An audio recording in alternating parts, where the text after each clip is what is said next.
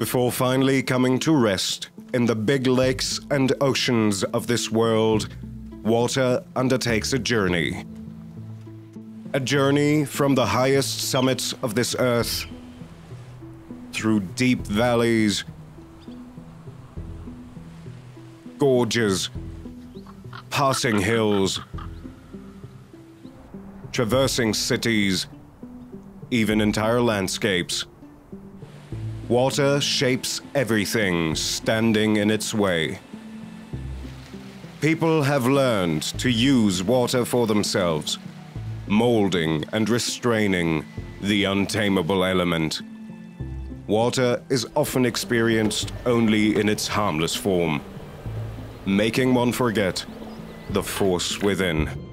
With swimming in calm waters, notwithstanding its elegance, we feel a lack of naturalness, of challenge,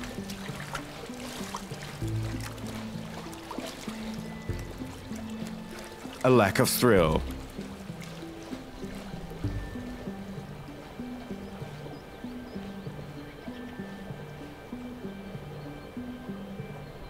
Thus, we began seeking our own extremes, ever new challenges. We found them. Our view beyond the edge of the pool revealed a new form of the element to us. In thunderous alpine mountain rivers, every one of us found their personal limits, some of which we need to honor, others to overcome.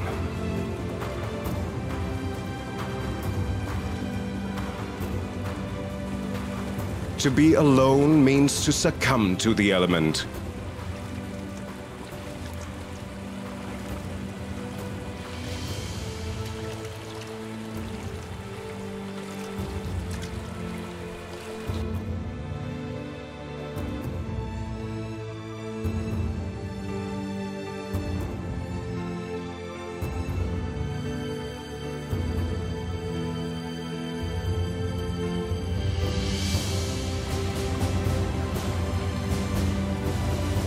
And this is how 4 individual swimmers became a team.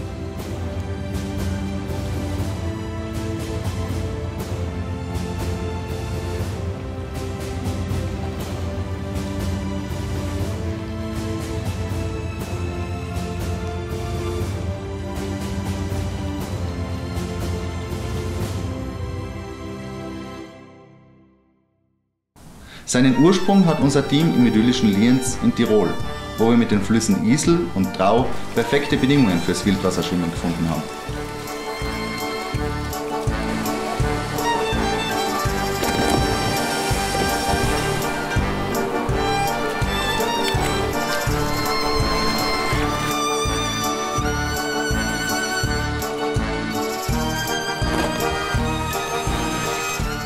Aber das Ganze geht natürlich auch übers Wildwasserschwimmen hinaus, weil wir mittlerweile verdammt gute Freunde geworden sind. Auch, weil wir einen ähnlichen Humor haben.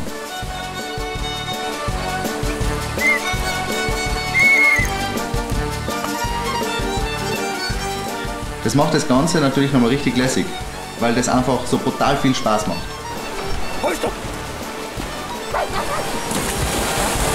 Da hast du es, mein Freund, genau da.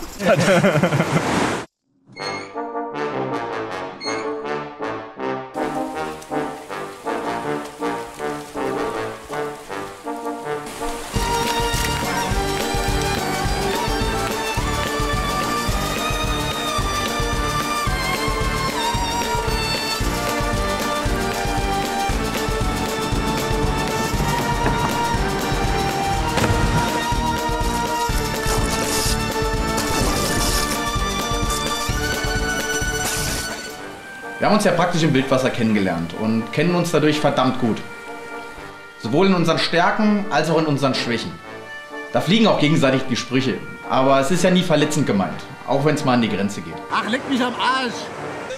Aber genau diese Grenzen, die kennen wir eben auch. Und ich denke, genau das macht uns sowohl als Team als auch unseren Zugang zum Wildwasserschwimmen aus. Wir kriegen die volle Kraft des Flusses ab und sind dabei praktisch ungeschützt. Die eigene Linie zu verändern ist verdammt schwer, weil der Fluss erst einmal die Möglichkeit dazu bieten muss. Da kommt es dann auf Reflexe und die Kondition an. Der Rafter und der Kajakfahrer machen ihren Sport auf dem Fluss. Wir sind mittendrin und auch manchmal unter Wasser. Dafür haben die mehr Zeit zum Reagieren, weil sie von weiter oben aufs Wasser schauen. Wir haben da nur einen Bruchteil davon zur Verfügung. Gerade bei Walzen, also da, wo das Flussbett einen Absturz macht und das Wasser zu rotieren beginnt, wird das für uns gefährlich. Bei den meisten Wasserständen kommt man da problemlos durch. Aber wenn sich da Nuancen zum Schlechteren verändern, hält einen die Walze fest. Und dann ist man in einer kritischen Situation. Die Strömung kommt einerseits von vorne durch diese Walze und hält einen an Ort und Stelle. Zum anderen kommt von hinten das Wasser, was einen überspült und runterdrücken will. Und dann kommt noch dazu, dass die Weste einen oben halten möchte.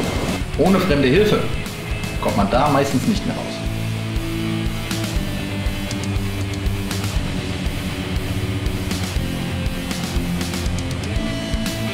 Aber das ist natürlich auch Teil des Nervenkitzels.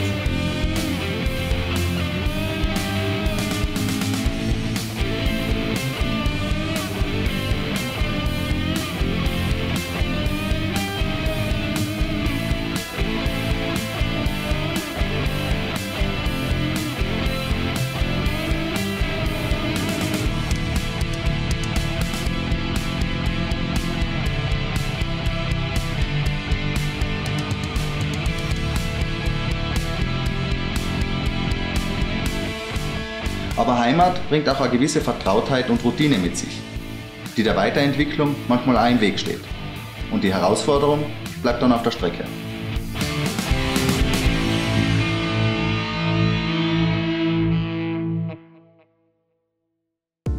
Anfang 2016 haben wir uns daher entschlossen, die schon oft empfohlene Soča in Slowenien zu erkunden, um zu schauen, ob Wildwasserschwimmen da überhaupt möglich ist.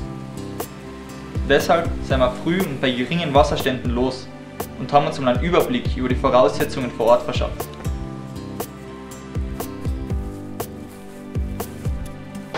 Da führt kein Weg dran vorbei.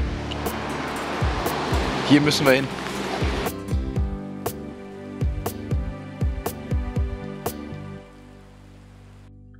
Im Frühling machten wir uns, dieses Mal mit mehreren 100 Kilo Wildwasser, Abseil und Notfallausrüstung, auf den Weg in Julischen Alpen bei Bovič.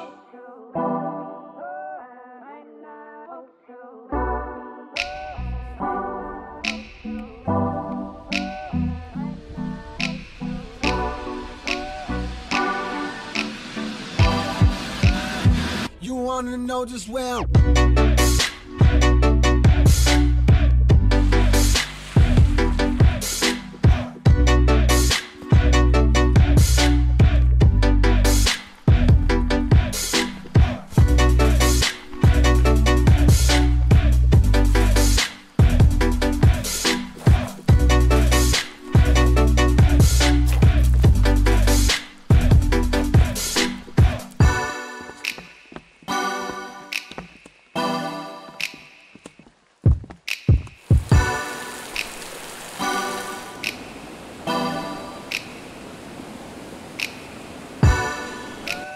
Auch wenn wir den Fluss im Januar schon besichtigt hatten, stellte sich das bei den Wasserständen im Mai wieder komplett anders dar.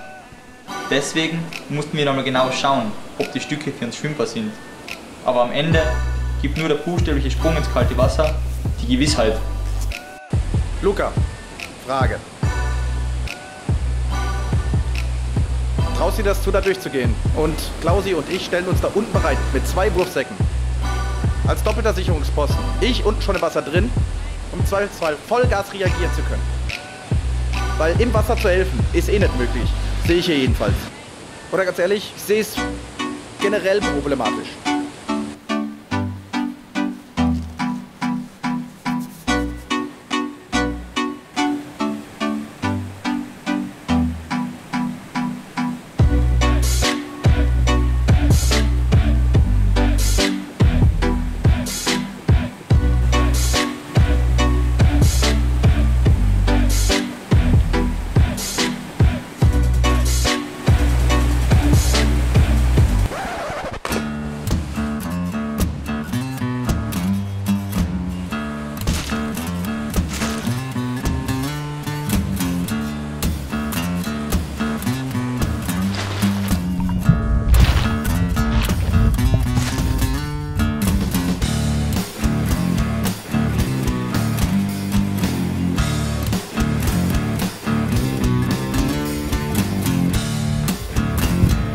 Wir sehen ja von außen nur die Wasseroberfläche.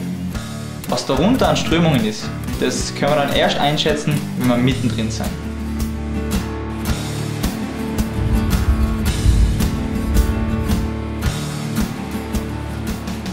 Ein Kajakfahrer kommt da niemals hin.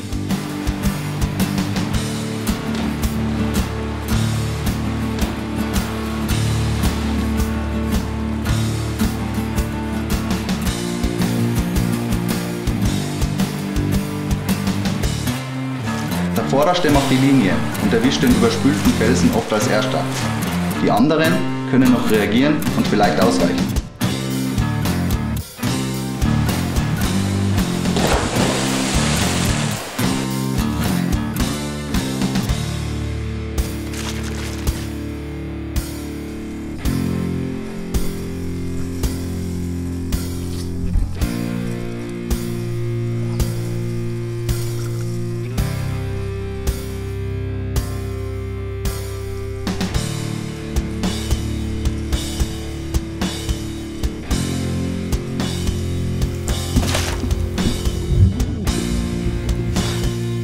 Der Fluss macht die Spielregeln und die können sich ganz schnell ändern.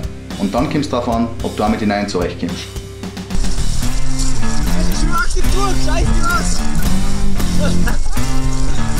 Der Schwimmer, der als letzter durch die Welle durchgeht, kann eine komplett andere Situation vorfinden wie der davor, obwohl er überhaupt nichts anderes gemacht hat. Nach rechts!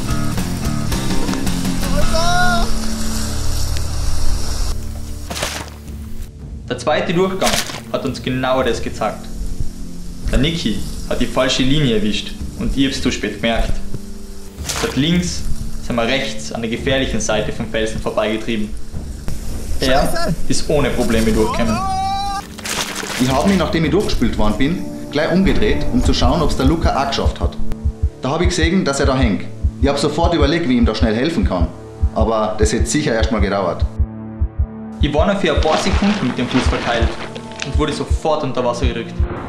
Null Orientierung, keine Luft und keine Ahnung, wie ich da rauskommen soll. Mein Glück war, dass ich den Fuß irgendwie richtig gedreht habe und da schnell wieder weggekommen bin. Auch wenn er sich nach wenigen Sekunden selbst befreit hat, hat sich der Moment wie eine Ewigkeit angefühlt. Und für den Luca wahrscheinlich noch länger. Das war ein Fußhackler. Unser Eingriff ins Geschehen ist relativ gering, aber das macht das Ganze authentischer und roher.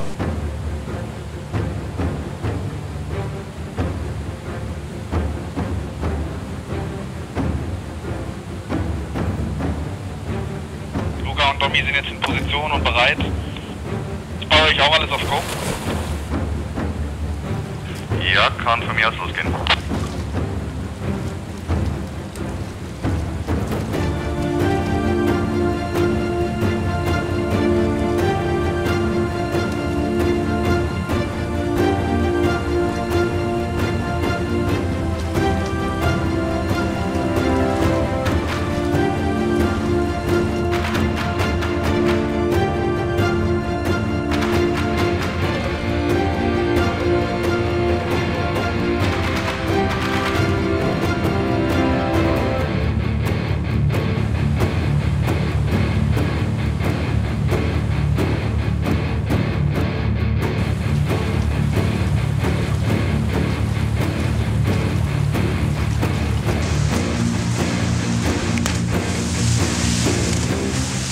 Wir sind gleichzeitig Einzelkämpfer als auch Teamplayer. Aber wenn einmal was passiert, dann müssen wir miteinander funktionieren und uns auch gegenseitig aus der Patsche helfen können.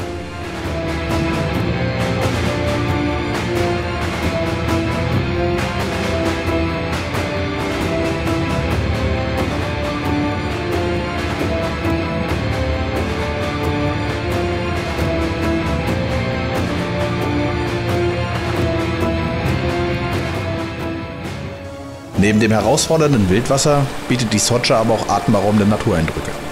Und bei aller Action nimmt man sich zwangsläufig auch mal den Moment, um innezuhalten und zu genießen.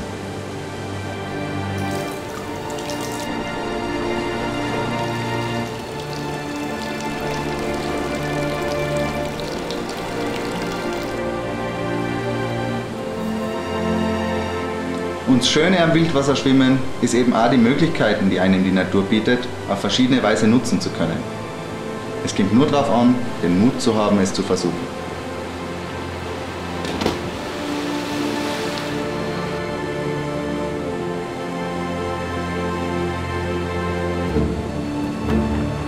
Es geht nur mit dem Fluss. Gegen ihn hast du keine Chance. Er macht die Gesetze und bestimmt, was lang geht. Da wird nicht diskutiert.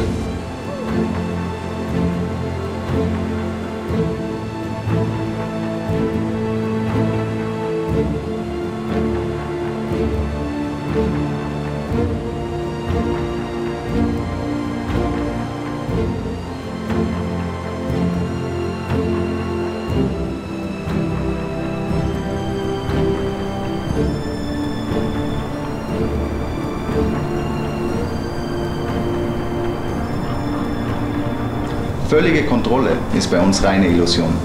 Man kennt das Risiko, man versucht es zu minimieren, aber es kann trotzdem immer was passieren. Für einen Außenstehenden sieht das, was wir machen, völlig lebensmüde und leichtsinnig aus. Aber wir machen eigentlich nichts, ohne vorher das Risiko abzuschätzen. Und da muss jeder für sich entscheiden, ob er bereit ist, dieses zu tragen oder nicht. Das ist dann auch okay. Aber es wird schon gute Überzeugungsarbeit geleistet, wenn einer wirklich dran glaubt, dass es sich lohnt. Da, los geht's! Und wenn es einmal ruhig ist, haben wir extrem viel Spaß miteinander. Wir dürfen nicht sterben, das war schlecht für unsere Sponsoren. Ist doch nicht nur so ein bisschen doof, ihr seid voll doof.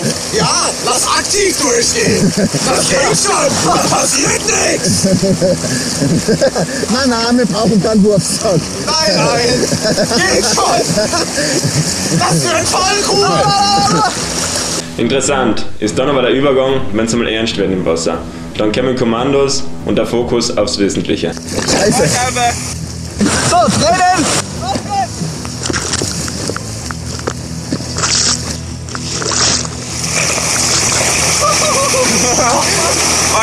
Ruhig over! Los geht's, zusammenbleiben! Stopp! Ja!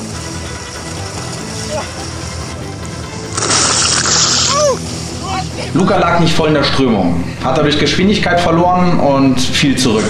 Und das hat mich kurz irritiert. Deshalb war ich in dem Moment vielleicht 30 cm zu weit links. Und dann kam der Felsen. Ich habe den erst unmittelbar vor dem Ausschlag wahrgenommen und dann kann man gar nichts mehr machen. Außer die Muskulatur anspannen und warten, wie sehr es wehtun wird. Irgendwie kam ich zum Glück drüber und vor allem auch unbeschadet und flog in das Kehrwasser direkt dahinter. Ich war da erstmal etwas benommen und deswegen kam ich da auch erstmal nicht mehr raus.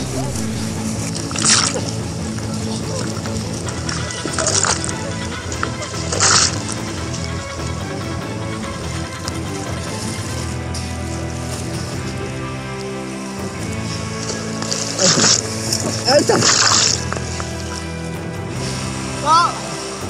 Oh, Scheiße, jetzt bin ich kaputt. Scheiße. Der Tag ist mal in Zeit schwimmen. Ich bin offen. Wenn du in der Strömung bist, hast du keine Angst mehr. Du hast ja gar keine Zeit zum Überlegen. Das muss dann einfach klappen. Und das Gefühl danach ist unbeschreiblich. Alter Verwalter, mir geht die Pumpe. Ja, und wie viele Steine liegt da? Wie viele Steine? Vollidioten! Wie viele Steine? Achso, Himmelfahrtskommando. Bin ich zentral? Wie viele Steine? Vicky! Der Käse ist gestorben! Wie viele Steine? Wie viele Steine habe ich genommen? Die Linie war gut, aber ich hab die Hosen voll. Der Kevin ist auf dem Stand. Ich glaube, wir haben an der Kamera, das ist so nice. Der irren Menschen. Ich hab da oben gedacht, ich stirb.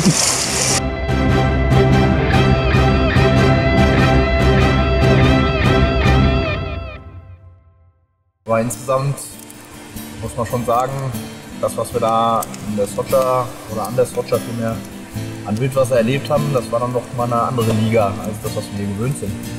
Aber so ist das halt immer mehr mit Herausforderungen. Wir machen es ja nicht dafür, um uns zu langweilen, sondern was Neues zu erleben, beziehungsweise auch an neue Bereiche einfach vorzustoßen. Es in zwei, drei Sätzen zu beschreiben, ist, glaube ich, fast nicht möglich, aber wenn man es zusammenfassen will, wahnsinnige Natur, wahnsinniges Wasser und wahnsinnige Typen. Was war jetzt für die das beste Erlebnis an der Socha?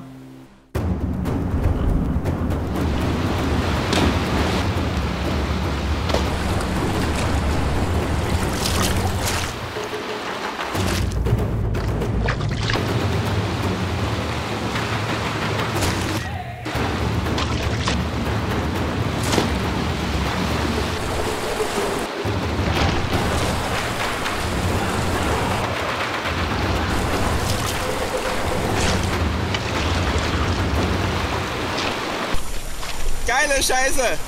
Ich hab's Nachtschwimmen cool gefunden. Also die Schlucht haben wir ja erst ein paar Tage davor kennengelernt sozusagen und es hat dann in der Nacht einfach einen ganz anderen Charakter gehabt.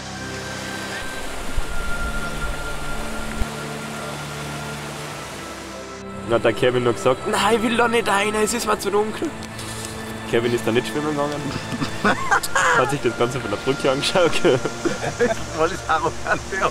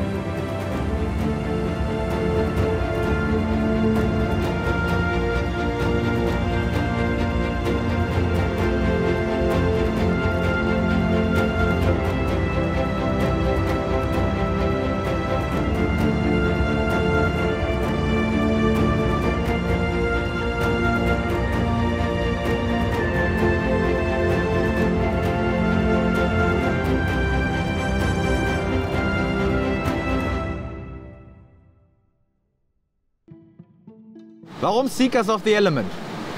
Ich denke, weil wir wirklich zu der rein natürlichen Form des Wassers vordringen wollen. Wasser kann so eine unglaubliche Kraft entfalten. So viel, dass wir sicher nie das Maximum erleben können, weil das wohl einfach nicht zu überleben ist. Aber wir versuchen, dem Machbaren so nah wie möglich zu kommen. So viel von dieser Kraft zu spüren, wie es geht.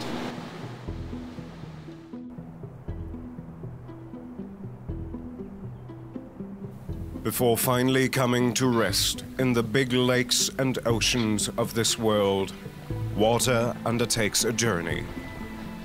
On its journey, water shapes everything standing in its way.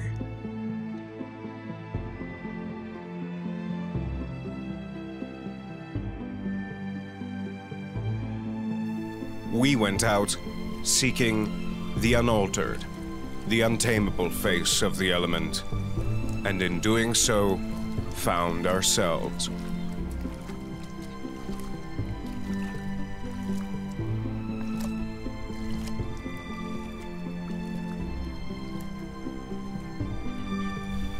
It is a journey which will never come to an end, and neither will the search for it.